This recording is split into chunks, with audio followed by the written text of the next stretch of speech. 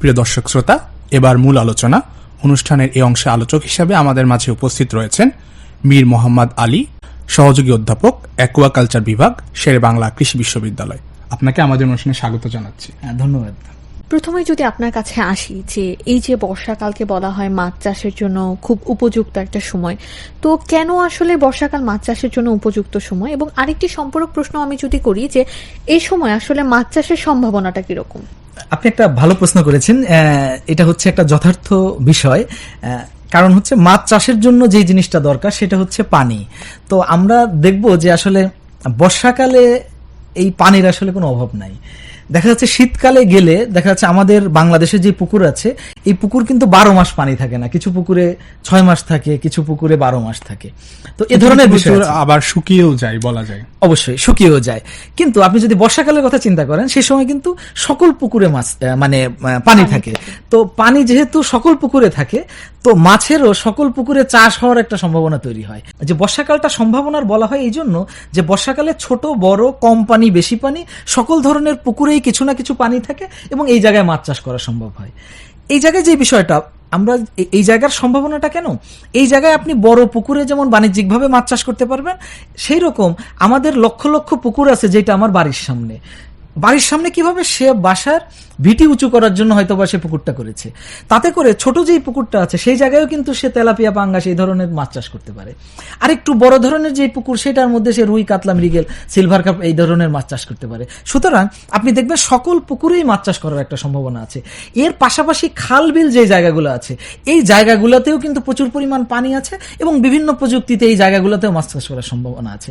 সুতরাং বর্ষাকালকেই বলা হয় একটা সম্ভাবনার মাস, যে জায়গায় অন্য বছরের চেয়ে বা অন্য মাসের চেয়ে সবচেয়ে বেশি মাছ চাষ করা সম্ভব হয়। জি, আপনি যেমনটা বলছিলেন যে বর্ষায় আসলে আমাদের বাড়ির আশেপাশে অনেক সময় ডোবা যেটাকে বলে থাকি, এগুলোতেও মাছ চাষ করা যায়। পুকুর তো রয়েছেই, আবার নদী, নালা, খাল, বিল, যেহেতু বাংলাদেশ একটা নদীমাতৃক দেশ, মাছ চাষ করার একটা অপার সম্ভাবনা রয়েছে। তো এবার যদি আপনার কাছে জানতে চাই যে এই যে যারা মাছ চাষ করতে চান বা যারা মাছ চাষে যারা রয়েছেন, তারা আসলে এই বর্ষার এই মুহূর্তে আসলে কিভাবে প্রস্তুতি নেবেন? এটা একটা ভালো জিনিস বলছেন। বর্ষার সময় এটা একটা প্রস্তুতি দরকার। আমাদের আসলে যে জায়গায় সম্ভাবনা থাকে, এই জায়গায় আসলে কিছু শঙ্কার বিষয়ও থাকে। সেরকম যেহেতু প্রচুর পরিমাণ বর্ষা হয়, বর্ষার সময় একটা জিনিস মনে রাখতে হবে, এই বর্ষার সময় আমার পুকুরের যে পার আছে, এই পার উপচে পড়ে পানি বের হয়ে যেতে পারে। তার মানে আপনি যে ইনভেস্টটা করছেন, মানে আপনি যে টাকাটা খরচ করছেন, এটা চলে যাওয়ারও সম্ভাবনা আছে। সুতরাং অবশ্যই চাষিকে এই জিনিসটা মনে রাখতে হবে, তার পাটটাকে কিভাবে উঁচু করা যায়। এবং পাটটা উঁচু করার পাশাপাশি আপনি দেখবেন নীল নেট দিয়ে যদি ঘিরে ফেলা যায়, তার মানে আমি পার উঁচু করতে যে টাকা খরচ হচ্ছে, তার চেয়ে বেশি আমি যদি নীল নেট দিয়ে যদি আরেকটু উঁচু করে দেই, তাহলে আরো বেশি উঁচু করে দিতে পারলাম। তার মানে যদি বর্ষা হয়ও, তাহলেও আমার এই মাছ চলে যাওয়ার কিন্তু সম্ভাবনা থাকবে, মানে অতিরিক্ত বৃষ্টিতে পুকুর থেকে মাছ চলে যাবে না, চলে যেতে পারে। এখন আমাদের বাংলাদেশের অবস্থাই হচ্ছে প্রাকৃতিকভাবে এমন, আমরা দুইভাবে এইভাবে বন্যা হতে পারে। আমাদের বাংলাদেশে সাধারণত দুইভাবে বন্যা হয়। একভাবে বন্যা হয় হচ্ছে প্রচুর পরিমাণ বৃষ্টি হয়, আরেকটা হচ্ছে পাহাড়ি ঢল আসে। এই দুইটাকে মাথায় চিন্তা করে পুকুরটাকে এইভাবে প্রস্তুত করতে হবে, যাতে করে আমার এই মাছটা চলে না যায়। সুতরাং এই সম্ভাবনাটা যদি থাকে, তাহলে এটা একটা প্রস্তুতি।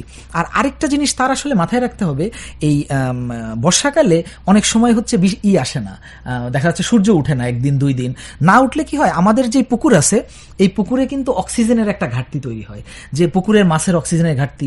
এতে করে আমরা অনেক সময় দেখতে পারি সকালবেলা মাছ ভেসে উঠছে, তো এভাবে কিন্তু মাছ মারা যাওয়ার একটা সম্ভাবনা থাকে। সুতরাং চাষিকে আগে থেকে এই প্রস্তুতি নিতে হবে যে সে এই সময়টাতে যাতে, আমরা অনেক সময় বলি যে পুকুরে যদি বাণিজ্যিকভাবে মাছ চাষ করে, তাহলে সে যাতে একটা অ্যারেটর ব্যবহার করে। এই অ্যারেটরটা দিয়ে বাতাসের যে অক্সিজেনটা আছে, এটা পানির সাথে মিশে গেল, এই ধরনের ব্যবস্থা। আবার যদি অনেক সময় অনেকে অক্সিজেন ট্যাবলেট ব্যবহার করে, এই ধরনের বিষয়গুলো যদি প্রস্তুতিটা মাথায় থাকে, তাহলে সে ক্ষতিগ্রস্ত হওয়ার সম্ভাবনাটা থাকবে না তার। জি, আপনি যেমনটা বলছিলেন যে চাষিরা আসলে বর্ষাকালে বন্যার সময় আসলে কি কাজগুলো করতে পারে। এবং আমি যদি আরেকটু সম্পর্ক প্রশ্ন করি, যে আমরা কিন্তু এখন দেখছি মানুষ সাধারণত প্রথাগত যে পদ্ধতিগুলো রয়েছে সেগুলো থেকে বের হয়ে আসার চেষ্টা করছে এবং বিকল্প পদ্ধতিতে, মানে যার যতটুকু জায়গা আছে না বা যার যতটুকু পুকুর আছে, সেখান থেকে তারা বিকল্প পদ্ধতিতে চাষ করতে পারে। তো মাছের ক্ষেত্রে কি এরকম কোনো বিকল্প পদ্ধতি আছে কিনা? অবশ্যই আছে। মাছ চাষের ক্ষেত্রে আধুনিক অনেক পদ্ধতি আছে, এবং বর্ষার সময় কিভাবে করবেন, তারপরে হচ্ছে আমি যদি বলি ক্লাইমেট স্মার্ট এগ্রিকালচার, জলবায়ু সহিষ্ণু মাছ চাষ, এ ধরনের অনেক পদ্ধতি আছে। যেমন আপনি যদি বর্ষার সময় চিন্তা করেন এটা মানে ভেসে উঠতে পারে, সেরকম আপনি যদি চিন্তা করেন খাঁচায় মাছ চাষ করবেন, সেই জায়গায় আপনার বন্যা হোক আর যাই হোক এটা ড্রামে যদি ভাসিয়ে রাখতে পারেন তাহলে এটা বর্ষার সাথে পানির সাথে উপরে উঠে যাবে। এখন কিন্তু বেশ জনপ্রিয় খাতায় হ্যাঁ, মাছ চাষ ব্যাপার। কিন্তু এটা কি খুব মানে কস্টলি কিনা? এখন বিষয় হচ্ছে আপনি খরচ কেমন করবেন এটার উপর নির্ভর করে। আপনি জিআই পাইপ দিয়ে যদি করেন, চারপাশে জিআই পাইপ দিয়ে করলেন, খাঁচা দিয়ে করলেন, এটা একটা খরচ। কিন্তু আপনি এই জিআই পাইপের খরচটা আমরা বাঙালি সুযোগ পেলেই তো বিভিন্ন সময় বাঁশ দেই, তো এই জায়গায় যখন আপনি বাঁশের ব্যবহার করবেন তখন খরচটা কমে যাবে। আবার আপনি যে ড্রামটা আছে, এই ড্রামের যে জায়গাটা আছে, এই ড্রামটাও যদি আপনি কম দামি ড্রাম ব্যবহার করেন তাহলে আপনি কম খরচে করতে পারবেন। এখন এটা বিষয় নির্ভর করে আপনি আসলে এটাকে কত টাকায় করতে চাচ্ছেন। এবং এটা কিন্তু এখন আপনি যেটা বলছিলেন যে জনপ্রিয় হচ্ছে, এটা কিন্তু আসলে এখন পুকুর থেকে, শুধু পুকুর না, পুকুর, খাল, বিল এবং আশেপাশে নদীগুলোতেও কিন্তু অনেকে এই ধরনের মাছ চাষ করছে, খাঁচায় যে মাছ চাষ করছে। মানে আগে আমাদের যেরকম ধারণা ছিল যে নদী নালা পুকুর ছাড়া আসলে মাছ চাষ সম্ভব না, মানে সেই ধারণা থেকে আমরা কিন্তু এখন বের হয়ে জি, আসছি। এই জায়গাগুলো করতে পারছি। এবং আরেকটা বড় বিষয় হচ্ছে আমরা কিন্তু এই জায়গার পাশাপাশি আমাদের আরো কিছু জিনিস, আমরা অনেক সময় কিন্তু ছোট পোনা দিতাম মাছের, এখন কিন্তু আমরা মাছ ছাড়ার সময় একটু বড় পোনা দেওয়ার চেষ্টা করবো, যাতে করে যেটা 6 মাসে হতো সেটা যাতে 4 মাসে, মানে সময়টা কমিয়ে নিয়ে সময়টা কমে নিয়ে আসার ব্যাপার আর কি।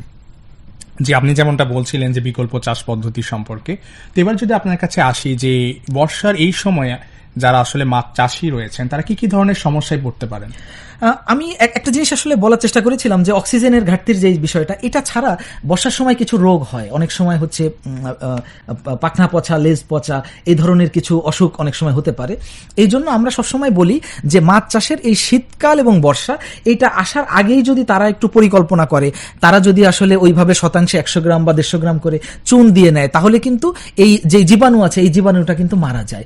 এবং মাঝে মাঝে যদি একটু হরা টানে, আমরা অনেক সময় বলি যে অনেক সময় গ্যাস হয়ে গেলে আমরা অনেক সময় জিওলাইট দিতে বলি, সেটা না হয়ে সে যদি 15 দিন বা 1 মাস পর পর সে যদি পার্শিয়াল হারভেস্টিং করে বা শুধু একটা নেট টানলো, এতে করে কি সে দেখতে পারবে তার মাছের কি কোনো ঘা হয়েছে কিনা, কোনো কিছু হয়েছে কিনা।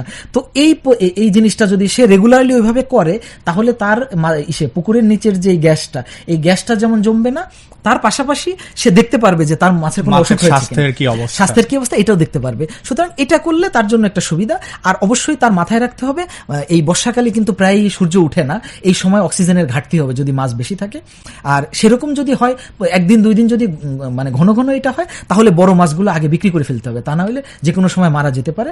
বড় মাছগুলো বিক্রি করে আমরা অনেক সময় বলি পার্শিয়াল হারভেস্টিং করে ছোট আরো কিছু মাছ ছেড়ে দেওয়া, এই জিনিসটা সে করতে পারে। এবং যে বাণিজ্যিকভাবে চাষ করছে একেবারে ম্যান্ডেটরিলি তার একটা যদি অ্যারেটর সে যদি রাখে, এটা তার জন্য অনেক ভালো হবে এবং তার ঝুঁকিটা থাকবে না।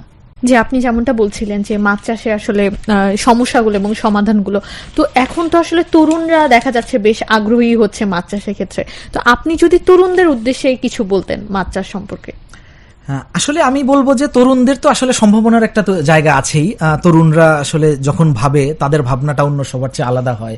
তারা হচ্ছে আমরা যদি বলি নতুন টেকনোলজি, ডিজিটাল ডিভাইস, তার মানে তার চিন্তা ভাবনা মেধা সকল জায়গাগুলোতেই সে একটা তারুণ্যের একটা ভাব রয়েছে, মানে মানিয়ে নেওয়ার একটা সক্ষমতা রয়েছে এবং আসলে আন্তর্জাতিক বাজারের সাথে কানেক্ট করার একটা বিষয় আছে। তো তরুণরা চিন্তা করলে আমি বলবো যে এটা একটা সম্ভাবনার জায়গা।